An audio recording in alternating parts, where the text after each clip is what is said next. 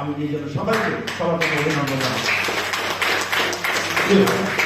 আমরা কেন লিখি আজকে সিলেট থেকে উনি কেন এসেছেন, ময়মনসিংহ থেকে আপনি কেন এসেছেন, আমি রাজশাহী বিশ্ববিদ্যালয়ে হাজার রকমের ব্যস্ততার মধ্যে কেন এসেছি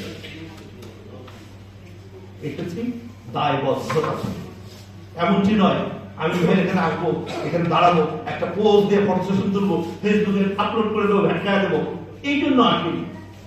এসে একটা দায় থেকে। কিসের দায়? প্রথম দায় হচ্ছে আমার বিবেকের দায়। আমি ভালো কিছু করতে চাই, আমি নিজেকে জাগাতে চাই, মানুষকে জাগাতে চাই, দেশকে জাগাতে চাই, সমাজকে জাগাতে চাই, এই জাতিকে জাগাতে চাই। যে জায়গা নিয়ে গান শুনিয়েছিলেন কাজী নজরুল ইসলাম, আমরা যদি না জাগি মা কেমনে সকাল হবে, তোমার ছেলে উঠলে গো মা রাত পোহাবে হবে। আমি সেই জায়গা নিয়ে ভোরের পাখি হিসেবে সেই দায়বদ্ধতা থেকে লিখি, দায়বদ্ধতা থেকে কাজ করি।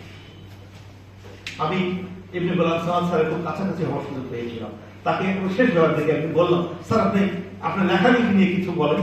না, আমার লেখালেখি নিয়ে কোনো মন্তব্য নাই। লিখি বলে টিকি, টিকি বলে লিখি। মানে লিখছি বলে আমি টিকে আছি, আর টিকে আছি বলে আমি লিখে যাচ্ছি। তুমি আসছো কেন? দুটো লিখছি বলে অন্য কারো কাছে তুমি যাও না। আসলে এত মানুষ আপনাকে ডাকে কেন? আপনি দুটো কথা লিখছেন বলি, দুটো গুণ আপনার মধ্যে আছে বলে এক জায়গায় যাচ্ছেন, সম্মান পাচ্ছেন, এক জায়গায় যাচ্ছেন, মিলে ধরবার চেষ্টা পাচ্ছেন। এই চেষ্টা, এই সুক্রিয়া, এই কৃতজ্ঞতা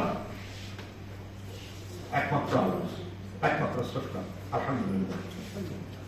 আমি দ্বিতীয় যে কথাটি বলতে চাই, তার মানে লিখি আমরা দায়বদ্ধতায়, সেই দায়টা হচ্ছে মানবতার, সেই দায়টা হচ্ছে দেশপ্রেমের, সেই দায়টা হচ্ছে জাতির প্রতি দায়বদ্ধ।